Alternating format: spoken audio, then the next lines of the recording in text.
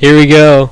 This is episode 17 of the podcast. Actually, episode 1 of the new podcast, but just to explain what I'm doing here, I am opening up the collective consciousness show with all of you, with my brothers and my sisters, and I thought it would be cool to have the first guest ever as the first guest to open up the new show. So without further ado here, let me introduce to you all my brother, comedian, actor, multimedia mogul. You've gone too far. Christopher Urban-Klein. Hello. Reich. Thank you for having me here today. Yeah, thanks for coming, man. You know, I'm trying to work my last names. I was talking to my therapist yesterday, and my legal last name is Urban-Klein, but as you know, I went by Reich for a long time because I thought that our father had adopted me, and I'm on his insurance as Reich, Right. and it's just been a headache to work with like doctors who would say, "So what's your last name?" And I like, well, do you want my legal last name or the name of my insurance? I remember being in the doctor's office for some of those conversations, and I never understood because I was like, "That's my brother." I was like, And then I learned some more family history, and it was like, oh. Okay. I thought my name was legally Reich until junior year of high school. So I don't know which is how you were wild. privy to those conversations. Because Well, at the doctor's office, I would just hear you say that sometimes. You know, like during yearly checkups. I don't know. I think you're maybe. wrong about that because I legitimately... Maybe you just told me about it. Yeah, I just told you that my last name used to be something else. But I was Probably. convinced that my name was legally Christopher Reich because that's what it was on doctors' paperwork at school, and it started in first grade. Somehow, mom and dad got the doctors and the schools to call me Christopher Reich, even though there's no government paperwork backing it up. It's almost like they, and not to get too into the family stuff, but it's almost like they were trying to hide, like, that there was, like, so many different sides of our family. Not bad sides, but, like, there was just, like you weren't dad's kid, you know? Not that there's anything, like, wrong, but Not biologically, yeah, but biologically you were not dad's he adopted me in the unofficial sense. Yeah, which is, there's no problem with it. Not here to like talk down on that. And But clearly I thought it was official, like it felt official. yeah, no. But it's almost like, to me, they were trying to. Like when I heard, I'll tell you the first time I thought that it was official was the first time I heard mom and dad having sex. I said, you know what? He's my dad now. I welcomed him to the family. Was it one of the times where one of your siblings was being made? I don't Like, know. was it me? I don't know. If that's the case, then that's really cool. It's really cool I got to hear you being conceived.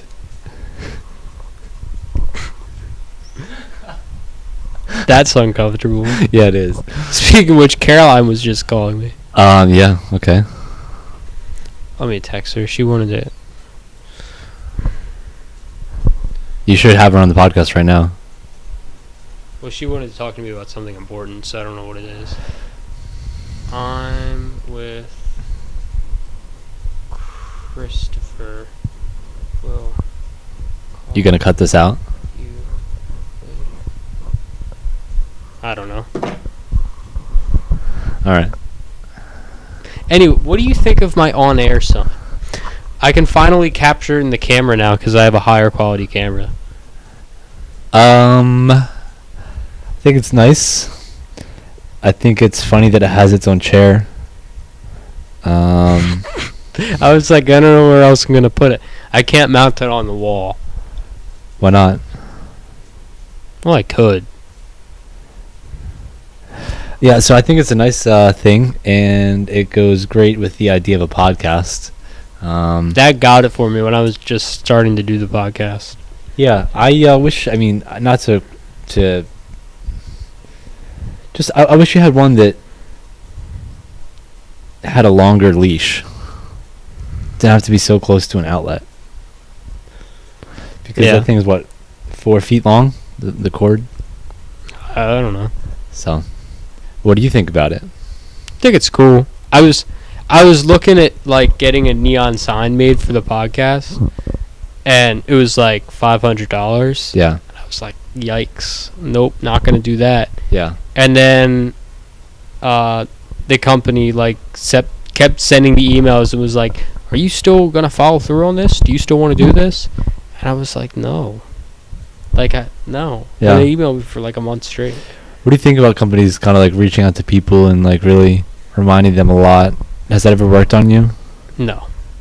Not once. If I want to buy something, I'll buy it. But I like the fact that you're going out and you're trying to like create business. But at the same time, like if I'm gonna buy something, I'm gonna buy something. You can only reach out to me so many times a week until it's like, all right, now this is getting weird. It's not just about my business anymore. It's not about a sign. What do you want from me? You know? Like it was like, hey Colin, this is Rob. Just checking in. Okay. Who's Rob? Yeah, who's Rob? Hey Colin, this is Jessica. And they would like, cause they get you to like put your phone number in or something. Oh, wow. So they like text you, and it's this guy named like Johnson. Like, hey Colin, this is Johnson. Like, you want to buy some of my product? And I'm like, whoa, Johnson. All right, okay. You know. Yeah. What did Johnson text you about? Buying his product. Well, what was his product? Well, Johnson was I don't know, quite the character. Okay. Oh, it's worked on me. The emails it has in the past. The kind of incessant, all the time emails. Like some of them, I'm grateful for. Like the Michaels emails. I'm really glad I get emails from Michaels. When's the last time you went to Michaels, though? Probably about 2 weeks ago. Really? Yeah. You're in Michaels that often? I am embracing my creative nature. And so I've been painting a fair amount. And I'm going to have a website where I'll be selling those paintings. So you're working on if you want to include a link in the description. Yeah, no, like if anyone has stuff they want to like promote, stuff they're working on, stuff they're promoting on, like yeah, totally. That's what it's about. Like, because I don't go out of my way asking people, oh, put this on your Instagram. We just did a podcast together. I'm just here to have fun. But like, if I have a guest on, and I can use whatever small platform I have to elevate them, that's what it's about. Yeah, my ideal market is about 22 people.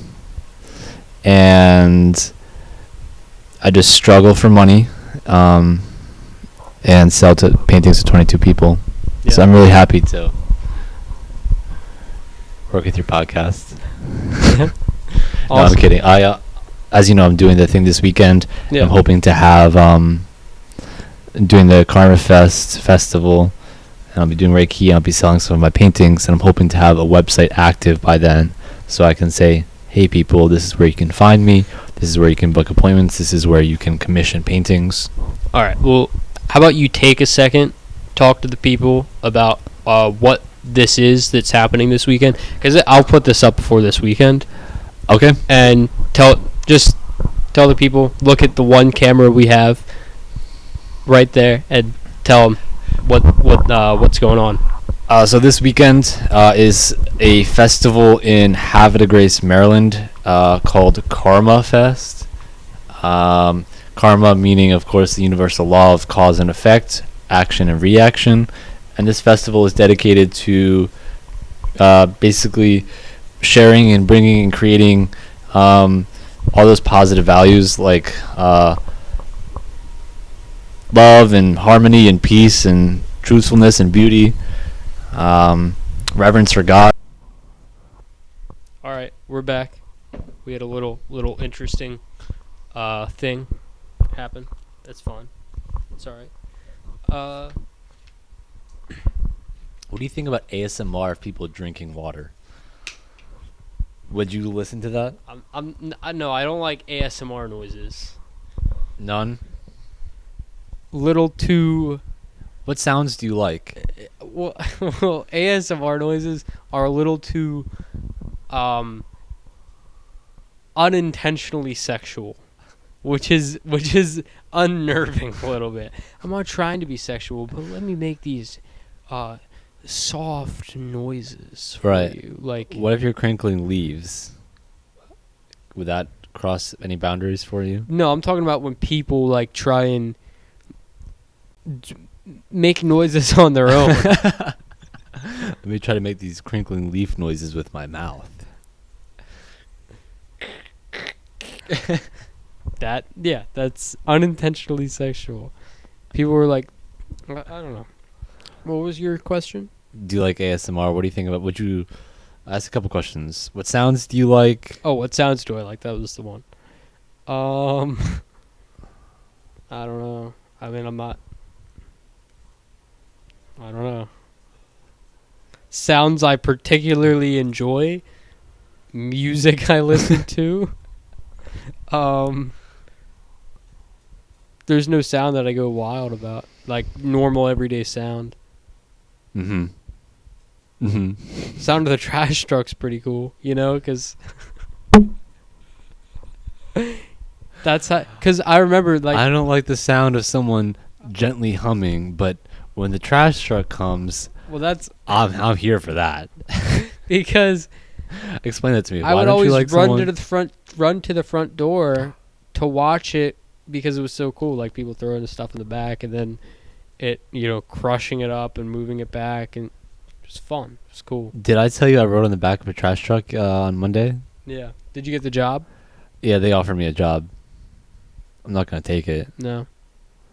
Damn. Was it fun? It was really cool. Yeah. It was a recycling day, so things were kind of lighter. I heard trashes would be heavier, and they offered me a Monday, Friday position, and then full time shortly after that. But I don't want to be a trash man full time. Honestly, if I were to have a second job, I would think about doing that. It was mad cool, like Because it's cool riding on the back of trash trucks, childhood dream. throwing stuff in the back, pulling the lever. Yeah, I don't know, man. Once you said that, I was like, I might think about doing that as a second job. a lot of sunlight. But I was realizing, well, I don't really want to do this in the freezing cold, but you could stay warm, really. I would do it as a part-time thing, like, Yeah. So they offered me Monday, Friday, and I said I would take it if they paid me $16 an hour. Mm-hmm. So I don't work any Sunday nights, so I can wake up Monday morning early, no problem. Work until noon, and then be tired and maybe work at nighttime or whatever. That's fine. Long day. That's okay. Friday, same thing, and it's awesome hours, 6 a.m. to noon. Like that's fine. Hell yeah. Friday, same thing. So 2 days a week, $16 an hour, 6 hours. That's what, $96 before taxes for some working outdoors. But knowing me, I haven't responded well to kind of consistent manual labor in the past, and it just doesn't suit me. Some people enjoy it, and I do enjoy it in short bursts, but kind of consistent manual labor, for whatever reason, that's just not my thing. I think I have a lot more to offer in an intellectual, creative position, or in a position where like I'm working in healthcare. Yeah. So that's why I don't think I respond super well to kind of consistent jobs like that, because I think I'm meant to be somewhere else. Yeah. I like manual labor jobs. Like if I'm getting paid for it, Yeah. like it's just fun. to me. Like carrying heavy stuff around, being all, I don't know, tough. Like redoing the deck, I really enjoyed doing that. Yeah. It was fun. Yeah.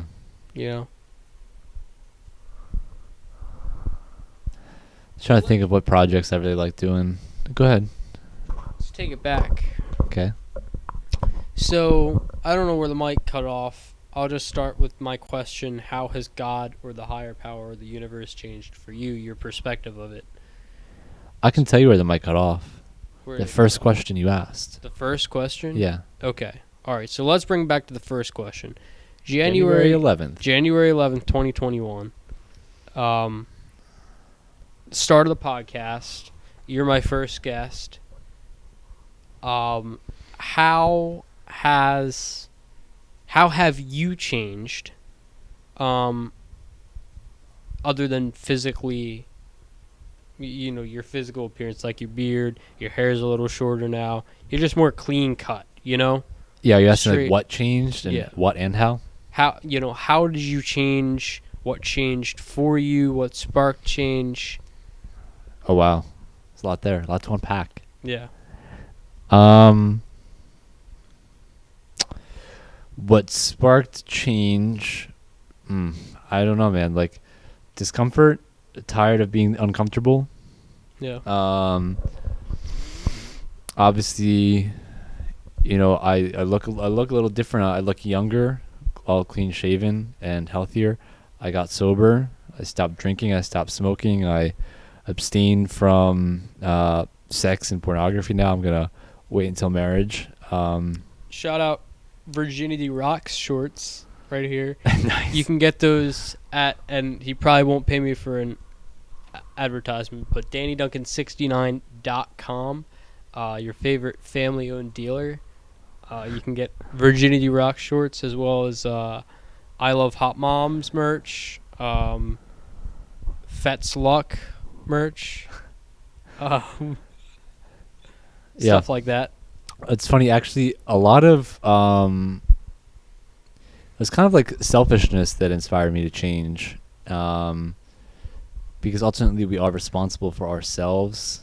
But I was seeing a number of different celebrities reference God, and two that come to mind, actually three. Danny Duncan is one of them.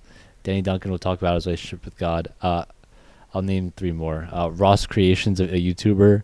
Kanye. Kanye is another one, and so is Justin Bieber. And I was like, wow, these guys are so successful, and they attribute so much of their success to God. And it was just reminding me, oh, okay, so it's okay to believe in God. It's okay, and it seems to work. And Well, is it like you didn't believe in God before, but you believed that there was something that had helped you and got you to the point where you were? It's not like you were an atheist or totally disavowing or, throwing that idea out the window of God, right? I would both agree and disagree. I did believe in God. I just didn't know the ins and outs of it. Yeah. And I still believe, even though I've committed to and believe very strongly in a specific religion, I do believe there are numerous paths still, and those paths could work for different people. Yeah. So I can kind of answer your question a little bit more, though, about how I've changed, if you'd like. I didn't finish everything. No, yeah, totally. If you want to, I'll just say that it's been through prayer has been the biggest thing. prayer is huge. I was praying very strongly before I fractured my back in Arizona. Actually, I was praying. The prayer I said was like, God, I'm in a tough spot. I've been feeling terrible for a long time now, and I do believe in miracles. I do believe in the power of Jesus. and his works and a lot of the teachings that I have found over time. And so, dear God, like I'm sorry for the things that I've done that have taken me away from you, and I ask for your forgiveness and for your guidance and becoming who you want me to be. Like I just need help being better, and I'll do what's necessary. And that was my prayer. And then, like the next day or 2 days later, I fell 35 feet, fractured my back, and I think that was part of my journey because the day before I fractured my back, I also met someone, and she was telling me about a book her father had written. He was visited by angels, and this book called The Flower of Life, The Ancient Secret of the Flower of Life, it just presented so many synchronicities to me, and then those synchronicities kind of reappeared as I was praying, like weeks and months later, and then those synchronicities led me to the Church of Jesus Christ of Latter-day Saints, as you know, and through some of their teachings, especially regarding a new commandment, which is called the Word of Wisdom, which teaches abstinence from drugs, sex, and alcohol, and abstinence from sex until marriage. I found, you know what, this suits me really well. And so kind of sticking to those religious guidelines, and then also to other kind of healthy psychological principles here or there. But I would say 98% of the change has been connected to religion. Yeah.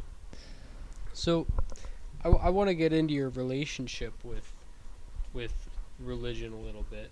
So you were brought up Christian, going to Greater Grace and St. Paul's and Calvert Hall, all Christian institutions and schools. And in the house, I don't remember Mom and Dad really instilling into us, the Christian values or the Ten Commandments, or do you remember specific conversations about that stuff that Mom and Dad tried to, instill in you? I remember Dad being more open about it. Yeah, me too. That's how I remember. Especially being around the dinner table. Dad would, I think, be the most consistent one to pray. Oftentimes I think he would do it kind of silently to himself or for himself. Yeah. So to answer your question, no, I don't really remember too many conversations about it. I think they happened more when I was younger. But I think that my mom wasn't super invested, and so I don't think it happened that often. Why? Yeah, well, I agree. I remember having a conversation with Mom years ago about religion, and at that point I was super invested and super Christian, and I was like, Mom, why, and I don't mean to misquote her, and I might remember what I said wrong, so don't quote me on this, but Mom was basically like, yeah, I just don't believe, because there's been so much conflict involving religion that it's hard for me to grasp that. And I was like, that's fair, Mm-hmm. There has been, you got, obviously you want to take it back way, way, way, way back. You got the Crusades, and people, Jesus was killed because of his beliefs, and his disciples were heavily criticized, and Peter was crucified, and a lot of them were exiled and stuff like that. And then you got these, unfortunately, you got people of Eastern religion and philosophy taking it to an extreme, and you got jihadists and stuff that believe, and at that point that's not religion, but it stems from something, it stems from they say it's their religion, Yeah. which stems from an Eastern Buddhism or whatever, which is not Buddhism. Buddhism is totally different than, that. Buddhism is very peaceful and very, opposite of blowing stuff up and, blaming everybody for your problems. Generally, yeah. Oh, yeah, especially that last point, blaming other people. Though I do think there have been some, what I think most people call bad Buddhists, who got into trying to do mind control and stuff, and creating an existence that wasn't that loving or harmonious. But that was on the more mystic side. Yeah. Well, there are people that go around saying Jesus, Hitler was, apparently he was Christian, but he would be yeah, but God told me that only these people are good people. So I think they're the always best response to that is just to kind of decide for yourself, because we do have free will, and I think it's up to us to decide what is, based upon all the information we have available to us, what do we think is best. Right. And I do think that God intervenes here and there, but just like I think he has intervened in my life in a number of cool ways, but then ultimately the ball is put back in my court very often. Yeah, definitely. And then briefly about Mom, she recently said to me, to answer your question again, she was kind of questioning me about why I chose to be part of the Church of Jesus Christ of Latter-day Saints. And I said, well, it just really spoke to me the most out of any religion thus far.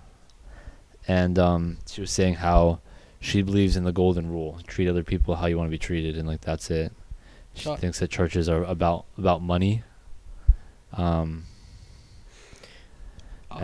I recognize that has been the case. People have taken advantage of the past, especially Catholic Church of 1600s selling.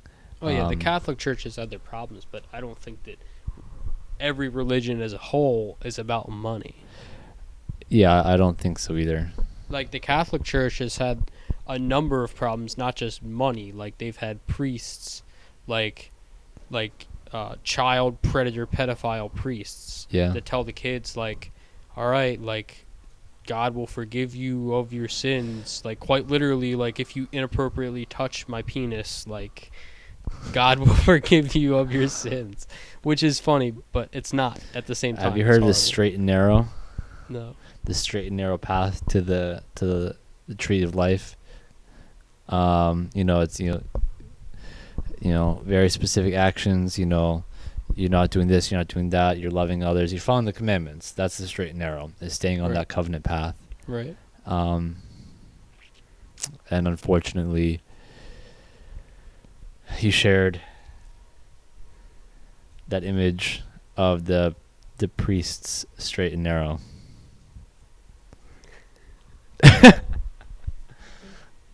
So that's where that brought me to.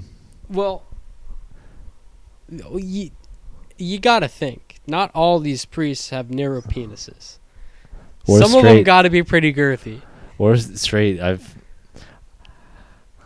Right. Some it's lean possible to the that left, I've some seen. lean to It's the possible that I've seen and just have forgotten. No, because of my background in the Catholic Church or in the Christian Church, but I don't think so. I hope not. You think? I don't know. There's one pastor who used to call me into his office all the time. I just don't remember what we did in there.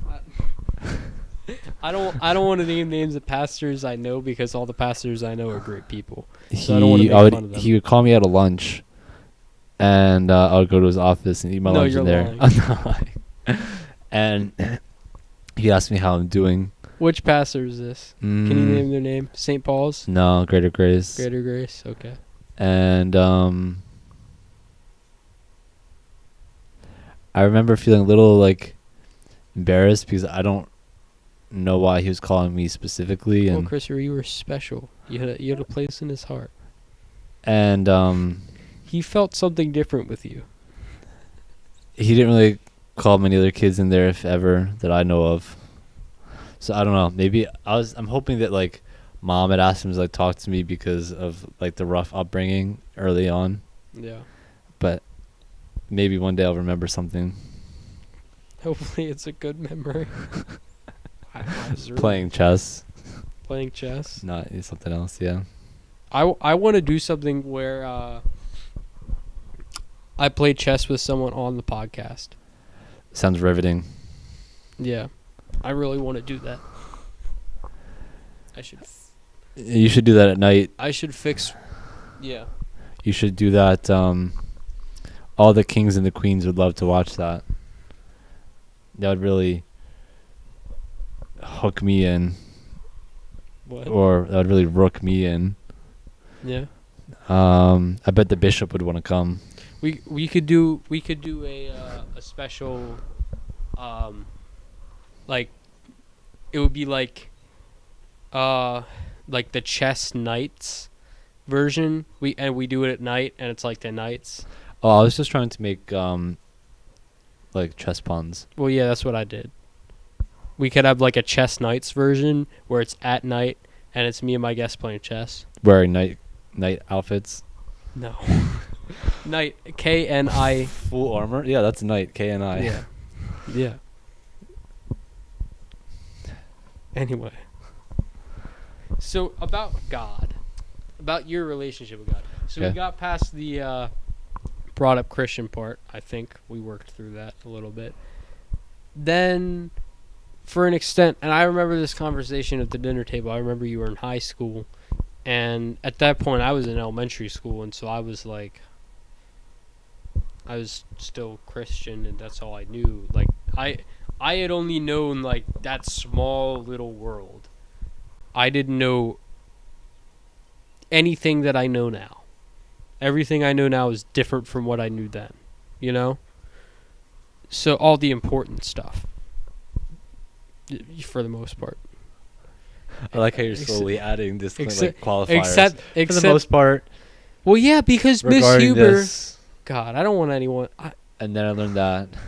I don't want anyone at St. Paul's to see this. I don't think anyone there is watching my podcast, but to see this, I think they will. And go wrong. I think they will too. Anyways, and I don't want. Why don't you want them to see it?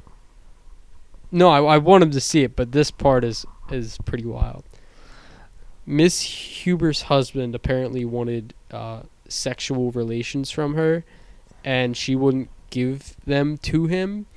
And so Miss Huber presented the idea to Miss Rye in a way that made it sound like he was going to come and like shoot up the school or something. And so thank God you said that. I thought you were gonna say she was trying to get Miss Rye to sleep with her husband. So me and Ben were on the St. Paul soccer team, and Mr. Osborne, Ben told me a story recently. Mr. Osborne was like, "All right, kids." I was wondering like where you've heard this from. Yeah, I heard it from Ben, and Miss Jackie confirmed it. Okay, where did she hear it from? Where are they hearing it from? A lot of gossip. Really, it's not gossip. Like, we were told on a very sunny day, there's gonna be a thunderstorm. You guys have to go home. It was because Jeff had figured out from Miss Rye, because they worked together, or they did until she moved, that apparently Miss Rye thought Miss Huber's husband was coming to like shoot up the school or something because Miss Huber wouldn't give him sex. And so is that where you stepped in? That's not where I stepped in my third grade self. Everyone, I care about you so much, and I want you to be in school. So Mr. Osborne was like, "All right, kids, time to go home. That's it." He was like, "All right, guys, let's go." And then we all just went off the soccer field and went home, and it was sunny the rest of the day. I always wondered what happened. And apparently Miss Huber's husband... So where is he now? Her husband? Mm-hmm. Oh, I don't know. I think they're still married. It was just a big confusion.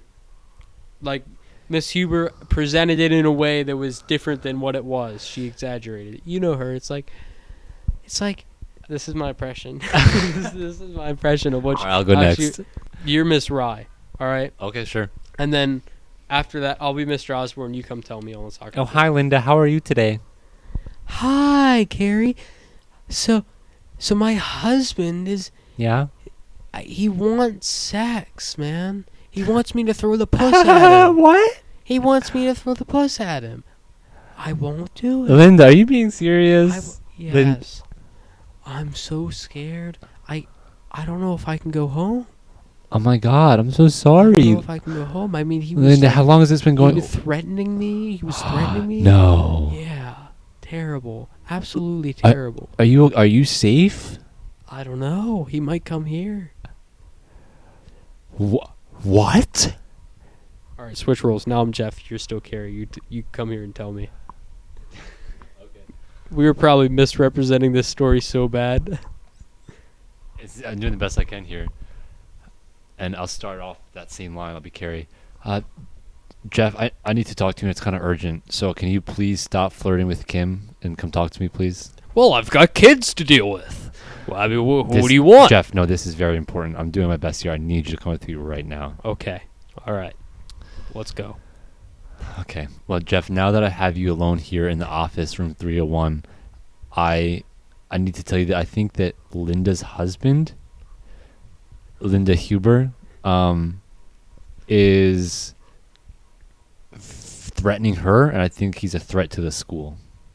And what do you mean? Frankly, I'm a little nervous about it, and I just wanted to talk to the biggest guy in the school because I'm scared. And what do you think we should do? I think he's going to be here. Well, the biggest guy in the school is my father, Skip. Skip will handle him. If you Skip think that's knows what to do. Jeff, I think we Should need to we do get something. Pastor involved? Yeah, I think so. Well, what about the kids on the soccer field? Jeff, I don't know. That's why I came to you. I'm really nervous for Linda, and honestly, I feel like I'm taking on Linda's problems right now, and I'm just very scared for her and for me too, and for all the kids. I love them all so much, Jeff, and I think God wants us to get the kids out of here, Jeff. All right. So let's call the parents. What do you say? Let's go. Let's go. Let's go get the kids. We'll get them in the cars. Get home safe. All right. We'll call I'll it a go notify thunderstorm. the elementary school teachers. What about the elementary school I'll teachers? notify them. You'll no, don't notify them. The last thing this school needs is a lawsuit. Okay, that was good. Can I be Linda now? So we were at the kitchen table talking, and I hope she's okay. you were like, yeah, I don't believe that there's a God. And I was like, Christopher, that means I'm not going to see you in heaven. And I was so scared. I was like, Christopher, that means you're going to go to hell. I remember this conversation. And I legitimately, my heart was broken for that entire dinner, and then I forgot about it. So really, at 7, I didn't care if you went to hell or not. Now it's like, well, if you went to hell. Yikes. So you changed for an extent to something. I don't know what that was. Can you explain when you thought that there was no God, or what you thought at that moment? But before you really got into the spiritual stuff. Yeah. So I didn't have too much of a familial foundation of being taught and guided in regards to God and Christianity. There was a lot of emphasis on self-reliance. And so being 9, 10, 11, 12, 13 years old, 14, 15, dealing with childhood trauma at that time, it was like, okay, this is awful, and I don't see how I can get out of this. And this is at the time. And now I recognize that God will consecrate our afflictions for our gain. That's 2 Nephi chapter 2 verse 2. And I recognize that to be true in my life because I am going to be, and I am a phenomenal listener. I understand what people are going through, and I think that I do think I'm going to end up as a mental health kind of therapist or counselor, in addition to some other practices like Reiki and others. But yeah, at the time, I was like, this is terrible. How could a God let this happen to me? How could a loving thing, like, this just doesn't make sense how this could be okay. And so that's where I was at. It was terrible. It was lonely. I felt lonely in the family because I was being abused and by some people, and other times it was just I was being misunderstood. And now I'm able to say, well, it's okay because I can forgive them, and I can work to consecrate those afflictions for my benefit. I can use that time to be like, okay, well, now I can be a good therapist because I know what it takes. You know what I'm saying? Right. So I can forgive and move on. But at the time, it was terrible and lonely, and I just didn't think that there was a God who would let such terrible things happen to me, and I didn't understand how that could happen. Does that answer your question? Yeah, I mean, a lot of people that deal with loss or hurt or whatever, they say they turn because there's this sense within everybody that there is something bigger than them, that something created them. Like, even people who are like, the Big Bang happened, the Big Bang is bigger than you are. It's what created you, right? So it's phenomenal. I used to love looking up at the stars and thinking about that. Yeah, and so it's like everybody thinks and has a sense of something bigger than them. They don't know what it is. But when something is taken from you, or something is bad has happened to you, then you have you have a choice.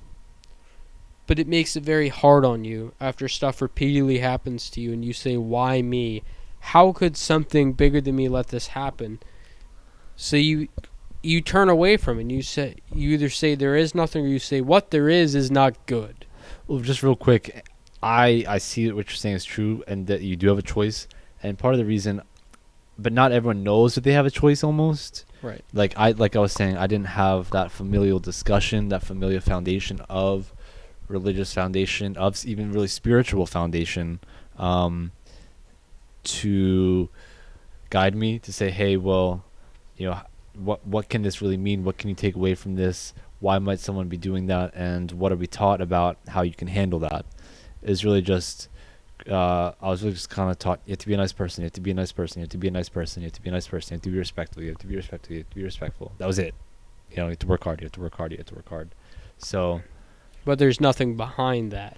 Yeah, there's nothing to it. That was it. It was in a box, just be this way. Right, but you can't, if you do that. That didn't connect to God or spirit or anything like that. So I didn't know that I had a choice of, it's like lean on God. Right, there's no point, because if you do that all the time and then something bad still happens, you're like, but I did everything I was taught. Then why is something happening? Why did my father die if I worked hard and I was respectful and I was kind and I held the door for that lady and, why? Why did that happen? It's a question a lot of people ask. Will ask, yeah. But you got to search. You got to find it, whatever it is. Whether it's the Church of Jesus Christ of Latter-day Saints, or Christianity, or Buddhism, or literally just believing there is something bigger than me. I don't know what it is, but I'm going to work my hardest to communicate with it and create a relationship with it, and pray, and have intentions behind my actions. Whatever it is. Mm-hmm. It's important to have that. It's very important, because you have to have something, some sort of faith in something. Because if you don't believe in anything, then why? Why are you here? And that's why I don't understand when people say, like, you die and there's just nothingness. Just like there was before you were born, there was nothingness. You die and there's nothingness. I'd like to know how they then can what's be so the sure point? about that. Right. How can you be so there's sure? Not many, there's not many texts that are so well received that teach such nice things that say, yeah, there's nothing before or after. Right. Whereas there's an overwhelming amount of evidence.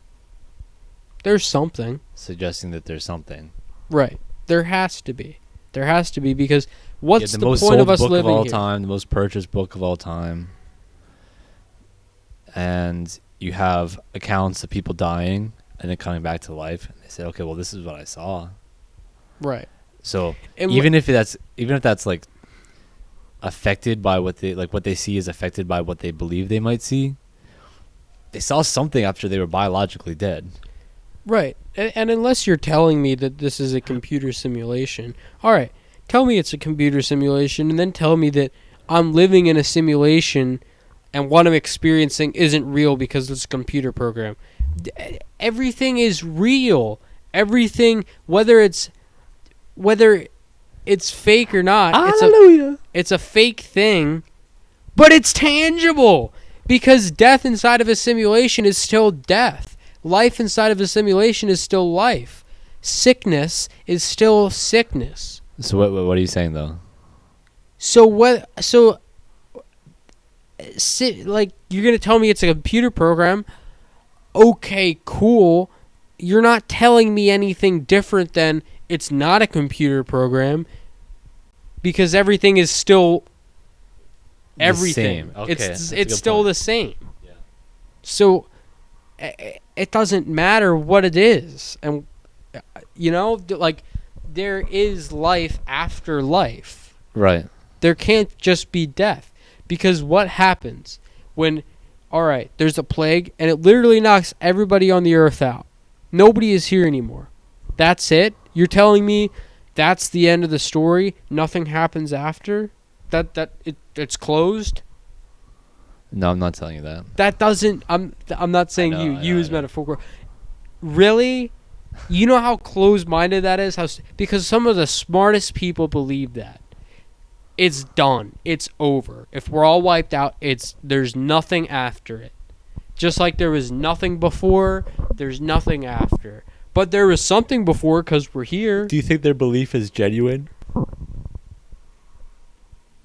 Yeah. It's genuine. They argue for it, but there's no weight in it. It makes no sense. Do you think they think there's weight in it? Yeah.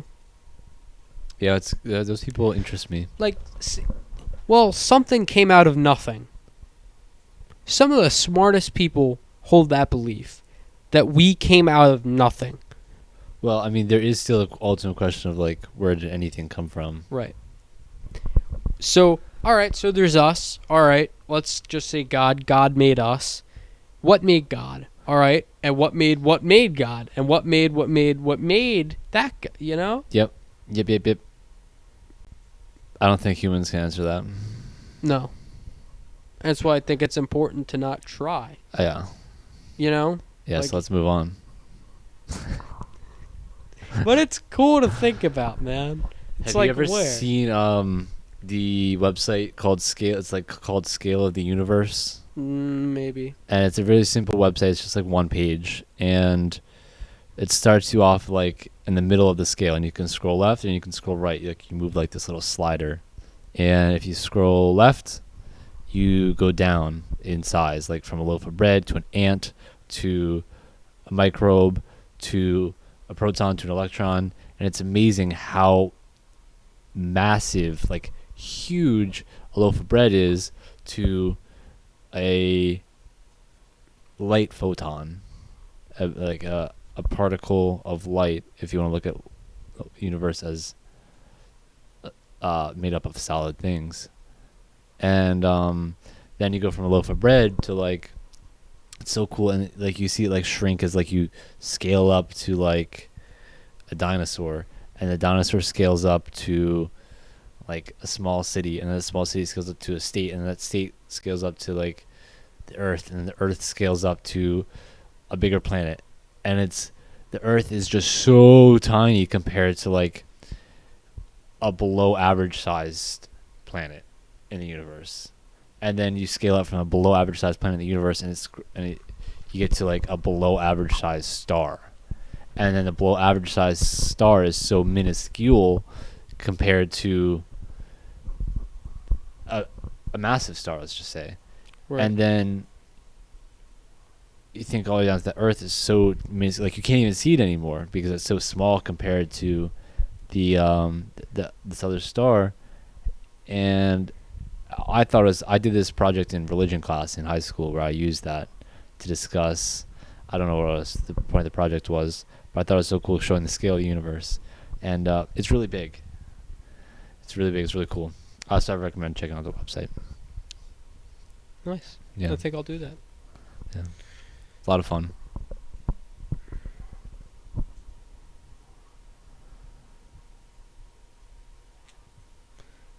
What were some moments where something was made very clear to you by God? And did you listen to that, or did it take a while to understand and put that into motion? So what were some moments that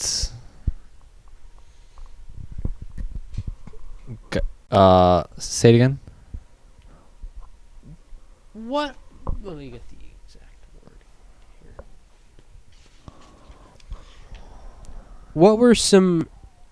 Oh, I actually said this. What were some aha moments where something was made very clear to you by God or the higher power? And did you listen to that, or did it take you a while to understand what was being said to you? Yep. So there were some aha moments, and it was so aha. I had no choice but to listen to it, and then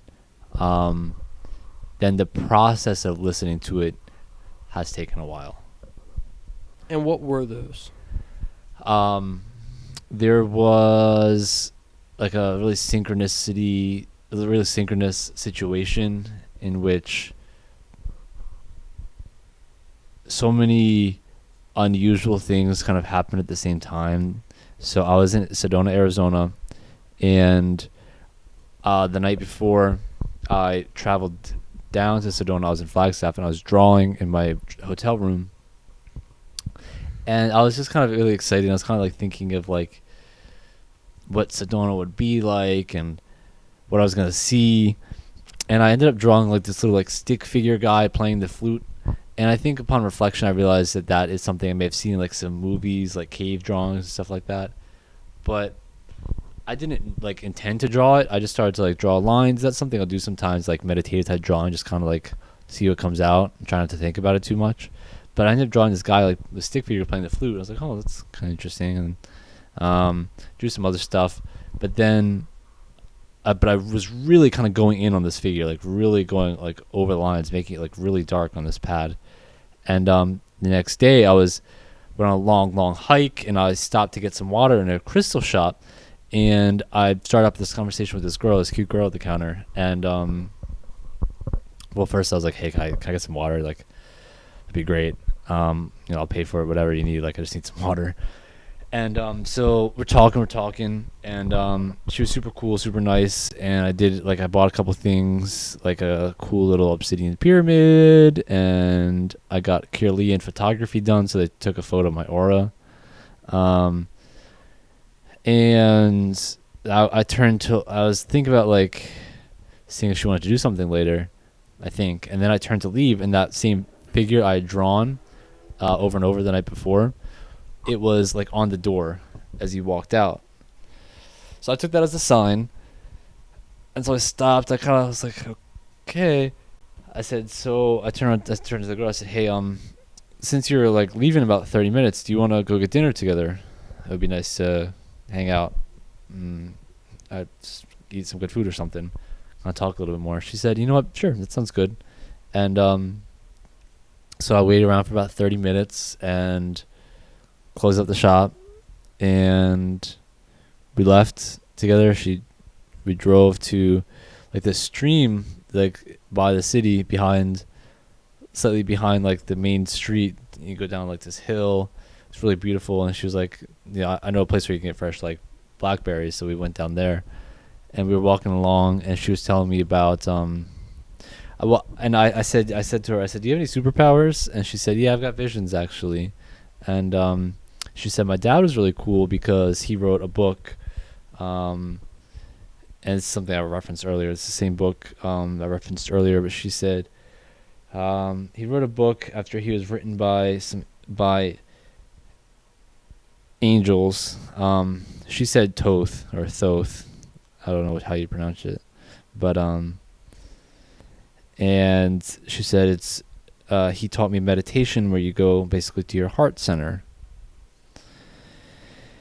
And I said, wow, that's really cool. I'd like to check it out. That sounds really fascinating, really. And she said, okay, well, it's called Ancient Secret Flower of Life, and his name is Drunvalo Melchizedek. I was like, oh, I'm going to need to write that down or something. That's hard to remember. And she said, well, if you just search the name of the book, you'll find it. I said, okay. So I did. And I ordered it later that day or the next day. And I think I ordered it the next day. And his name was Drunvalo Melchizedek. Weird name, right? What's the nationality? What's the origin? Don't know.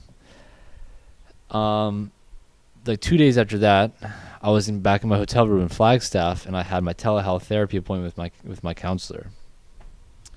And she is someone who I've discussed my spirituality with in the past, and she's discussed hers with hers with me. And she has been. It was cool. Just backtracking to when we first met. We were kind of introducing ourselves, and she said, "Oh, you're really intuitive." And I just kind of looked at her in the just straight in the eyes, in the soul, really. And I started to go these goosebumps, and she was like, "Oh, you're really intuitive. Oh, wow! It's so awesome to meet you." And she's like, I don't have the opportunity to have many clients who are as spiritually influenced as you are, as spiritually aware as you are.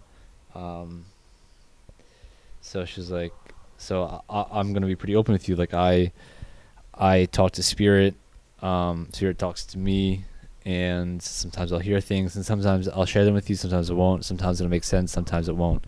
And she has, and she always did, and it was really cool, and we had great sessions. So fast forwarding, 6-7 months later to when I'm in Sedona, when I'm in Flagstaff, and she called for our therapy appointment. I said, hey, I'm Sedona, and I met this really cool person named Marley.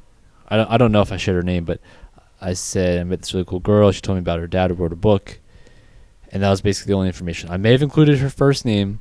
I said it was a girl about my age, and her dad wrote a book. It's really cool. That's the information I gave her. And she said, I'm hearing the name Melchizedek. Does that mean anything to you? And I had to pause, and I said, how'd you know that? Yeah, that's wild. And she said, Christopher, this is amazing. Are you sure? I said, yeah, I'm sure. How did you know that? And she said, it's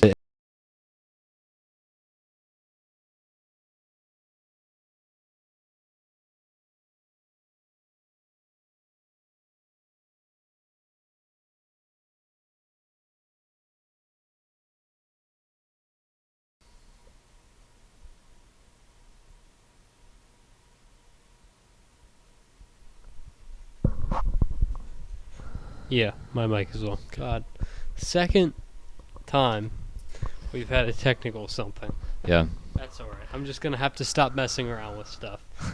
Alright. No, keep messing. Should I just pick right off? Yeah. So she was like, wow, Christopher, what are the chances you can meet this guy?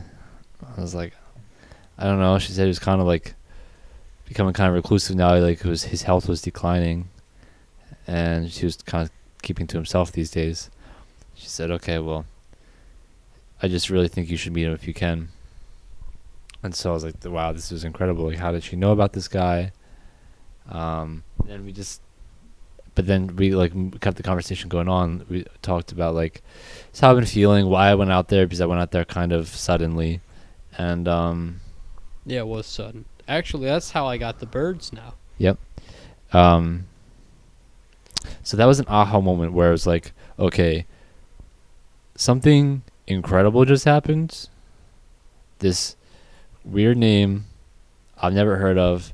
Somehow my therapist on the other side of the country knows the name of this person that I just met. This weird name. So that was an aha moment. I was like, okay, something's going on here.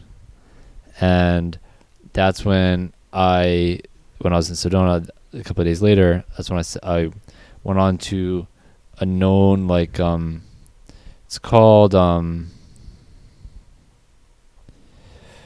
forget the name. There's one of the, like, the mountains there it's like a known vortex, a known place of, like,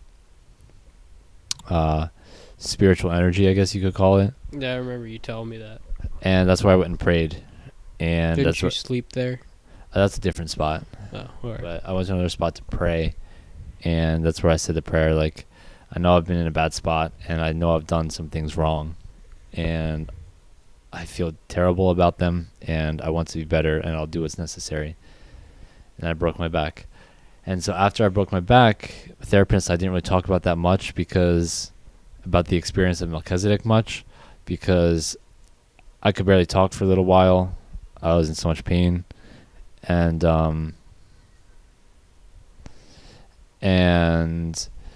then she had to end her practice because her husband died of COVID.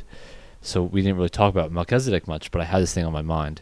So that was. Have you talked to her since? No, she sent out 2 like letters to her clients saying like, hey, like, love you all, but I'm still kind of taking time away to kind of process and mourn and also celebrate the life of my husband. And then recently she sent another one saying, hey, I think I'm coming back to the practice in August, so just wanted to let you know, if you're interested, let the office know. That's the only communication I've had with her. You gonna be letting the office know? Yeah, I sure did. Pounced on that opportunity. Yeah, and it was cool. I think I had like a dream 2 or 3 nights before I received that letter that she was at the restaurant that we work at. Yeah, I mean, I remember meeting her once. Pretty cool woman. Did you see her in person or over telehealth? No, it was over telehealth. Yeah, she's cute. Isn't she like in her 60s? Yeah, 60-year-olds can be cute. I love that woman.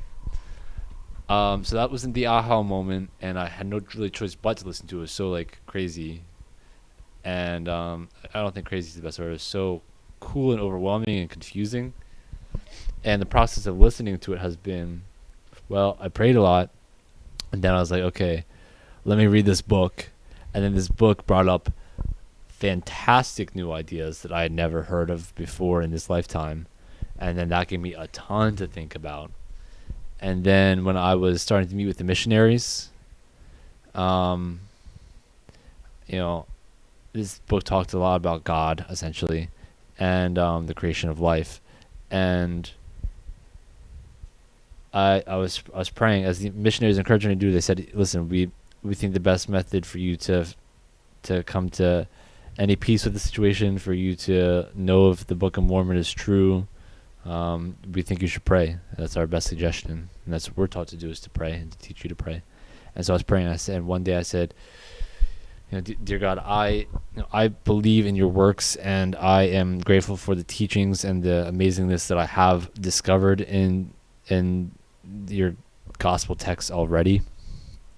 I said, but I know that I've had a hard time believing, because it does go beyond my current understanding.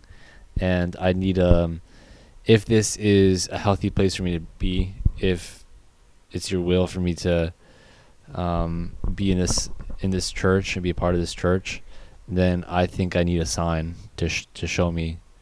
And this was another aha moment, and it was I went to go meet with the missionaries, and we met in like their apartment complex's like leasing office, which is like a standalone building, and there's like the leasing office, there's the apartment complex's gym, and there's like a nice like social room. We met in the social room, and in the center of that room when I walked in was a piece of pottery with the flower of life on it. And to me that was a sign that was a really impactful sign. For me, that was another aha moment. I'll share one more aha moment that happened years prior to all this, and that was my first experience with Reiki. When someone gave me Reiki, I felt like 40 pounds lighter. I felt all those pins and needles, and then like the pins and needles started my feet and moved all the way up my legs and then through my torso, and they were good pins and needles. They felt good. They were like kind of like ticklish, tingly, and then I felt like 40 pounds lighter, and I cried. I felt like it was just, I couldn't help but cry. It wasn't like a sad cry or an angry or a happy cry. It was just tears came. I was just like, where are these coming from? You know? Yeah. And I basically floated out of that office, and that was an aha moment, and I had no choice but listen to that, because I was like, what the heck is happening to me right now? Right. I just lost 40 pounds, but I look the same. Yeah. And so the process of listening to that aha moment has been, okay, well, what is this Reiki? And it was so amazing for me. It felt so great. I think it's incumbent upon me to learn about it and to share it if I can. And that process has been a process of listening and learning too. Right.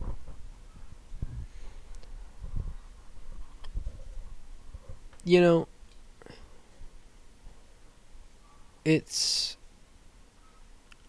prayer is a great thing. Prayer is a magical thing. Like, whether you believe in God or not, you can pray.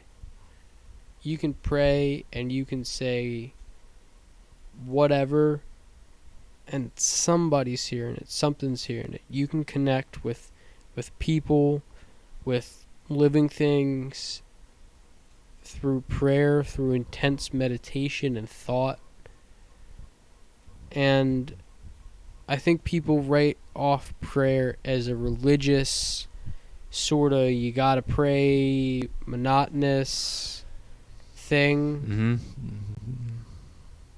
But your relationship with anything higher than you depends on prayer. Because communication. Right. Communication.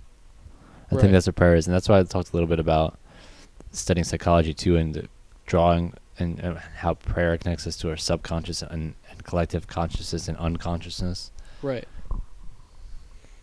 So I would tell people pray.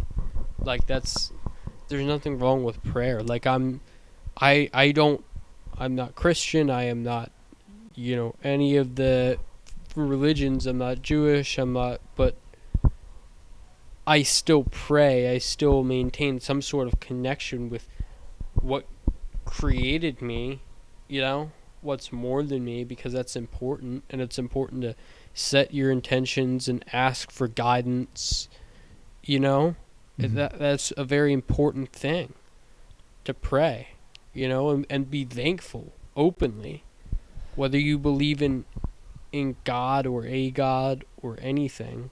Right. I think that's important. Yeah, I agree, but I do think that it's tough to pray without a belief in a higher power, because if you're praying without a belief in a higher power, like, what are you doing? If you're praying without belief in a higher power, you're praying to yourself. Well, I don't believe in I don't know, a God, a higher power. When I say God, a higher power, I guess. I think that I definitely believe that there is something, Yeah. I'm of a strong belief, and I've had experiences, that have told me, like, hey, like, I've gotten to a pretty amazing point in my life.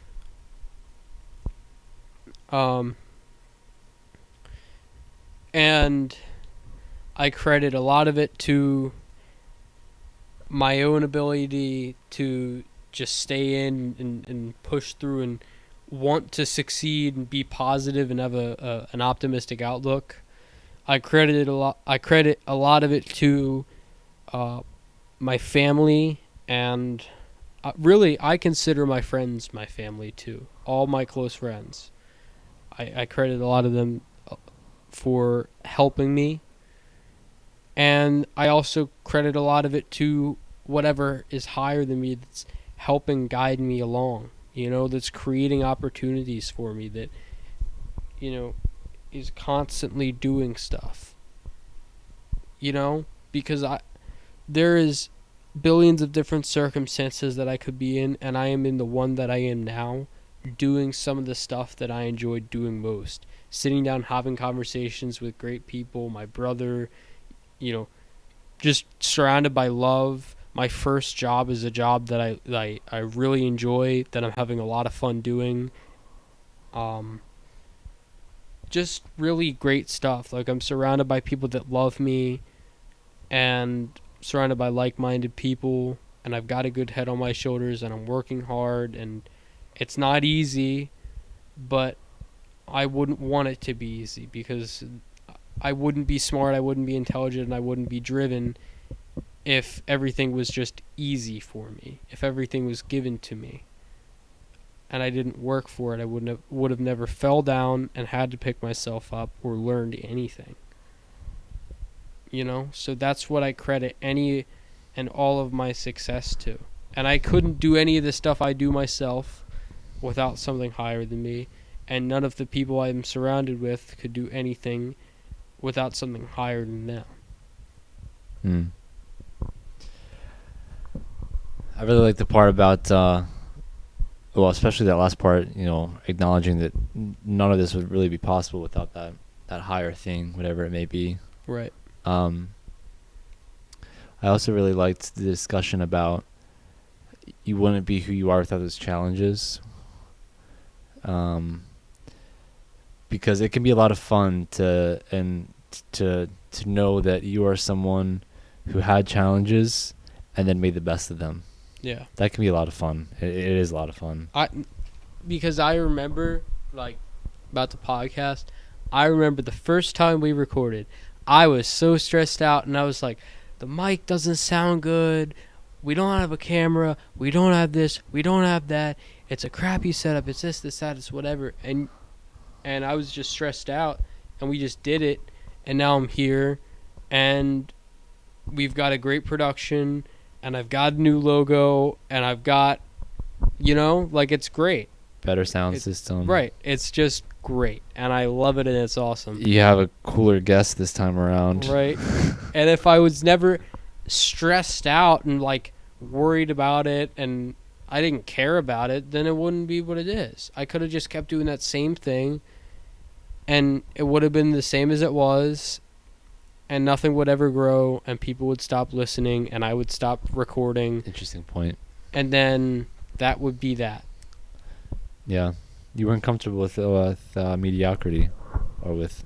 No. And you can't be. If you want to be a good or great at something, if you want to have fun, if you want to, move on... This is a slippery slope where you're going with this, in my opinion. What? This is a slippery slope where you're going with this, in my opinion. It's a slope I haven't figured out.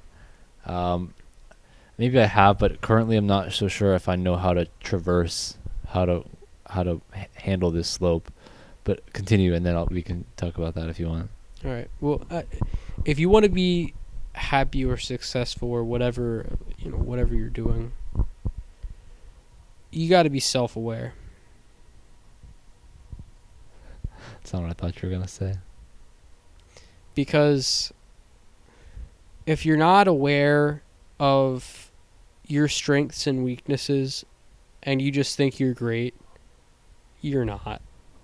And you never will be, because you're telling yourself that you're something you aren't. You have to be realistic with yourself, and you have to say, I'm good at this. Let's maintain that. I'm not good at this.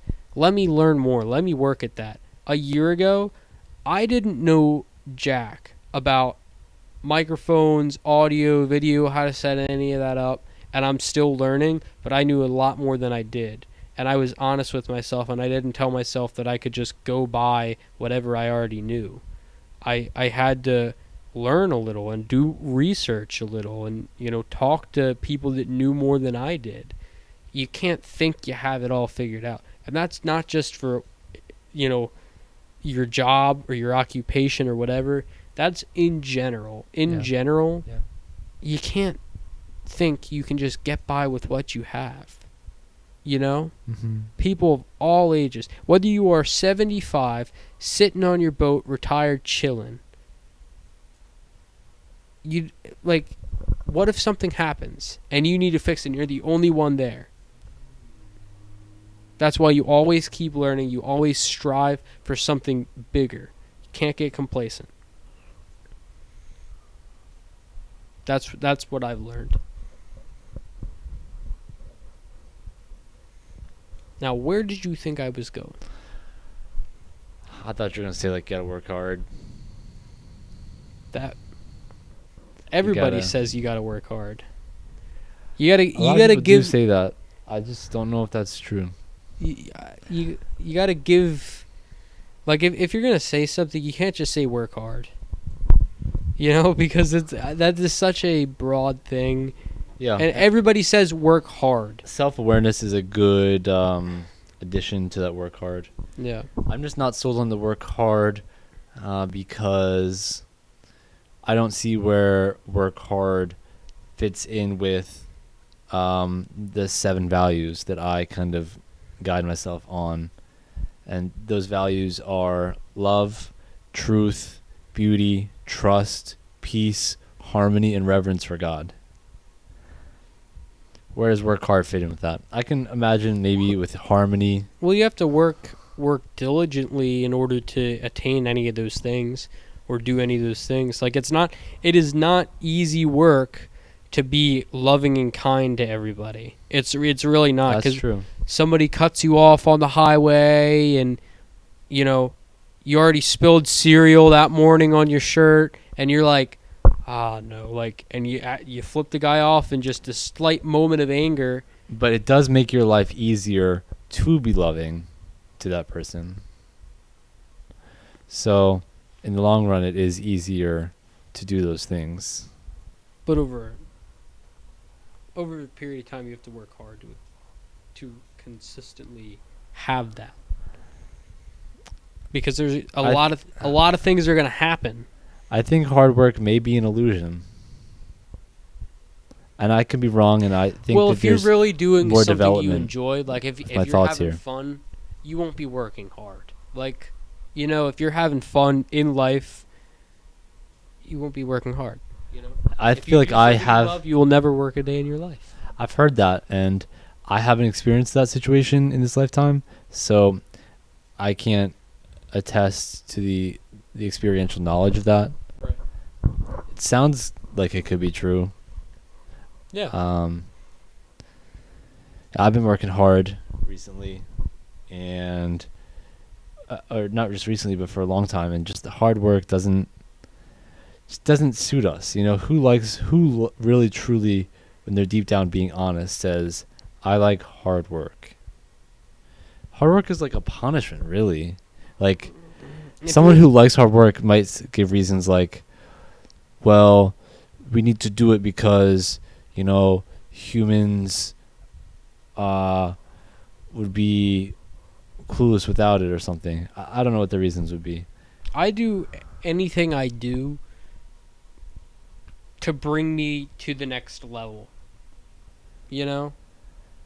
To gain better understanding of what I'm doing here, what's going on. Makes sense. You're searching. You're 18. You're kind of developing still. Makes sense. But you're in a stage of hyper development. But a lot of people my age, not to like say that you can't be intelligent with age, but a lot of people my age are not really driven. It's like, oh yeah, they're searching, but in that searching, it's a lot of drugs, immature searching. It's like drugs and it's sex, trying to search a woman's pants, right? And it's like, or guy's pants, and it's like, okay, my kind of searching. What are you gonna find down there? my kind. My kind of searching is different, you know? Yeah. Like, if you're respectful to women, they'll want to have sex with you. What? Yes! I'm not speaking from experience, but I'm... no, 100%. Let's keep it real. What? Let's keep it real. Let's keep it real. You're a woman, right? Uh-huh. If somebody's disrespectful and rude to you, are you going to want to have sex with them? If I'm a healthy woman, no. Okay. There you go. And that's the women that we're going after. Just because everyone wants a healthy woman. a healthy man wants a healthy woman. But healthy in what sense? Healthy in the sense I'm comfortable who I am. I don't need anyone else to make me more comfortable. I am grateful for the things that I have.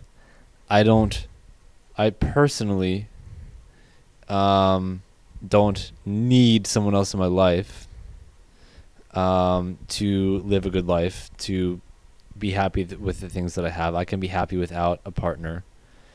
There is that thing, though, where we all also do have that desire to have a partner for the most part. So you do need a partner to fulfill that part, but that's healthy. Also, a healthy person would not... a healthy person... Yeah, if that kind of sums it up, I'd say. Yeah. So, I just want to go back to something because it's just not true. What? Just because you're respectful to someone doesn't mean that they want to have sex with you. No. That's not what I'm saying. I'm not saying like the respect gets you the sex. That's not the number one factor, obviously. But it wasn't obvious. Someone is 100 times more likely to want to have sex with you or be attracted to you if you're respectful to them. Show me the numbers.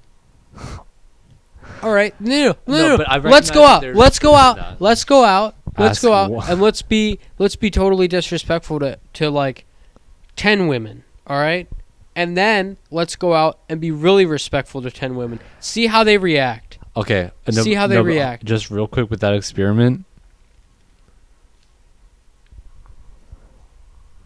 Okay. I see what you're saying. Right. I say we do it. Because if you're disrespectful to somebody, like, it's always the women like bad guys. Yeah, but they don't like guys that are disrespectful to them. It's like they like guys with a little attitude. That's cool.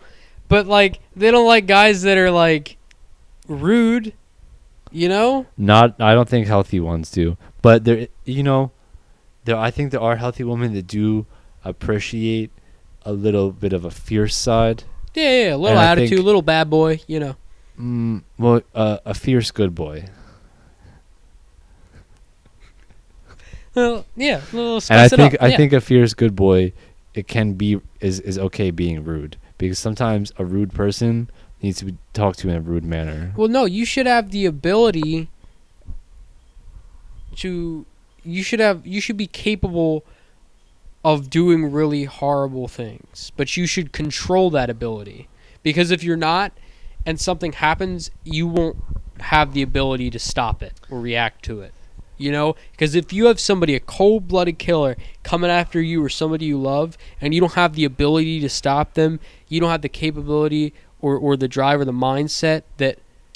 Because if you can't pull the trigger to save your life, you know, you should be capable of destruction, but use it for good. Like a superhero. Okay, yeah. Like Batman. Or Johnny Depp. Or Iron Man. Who is what's his name?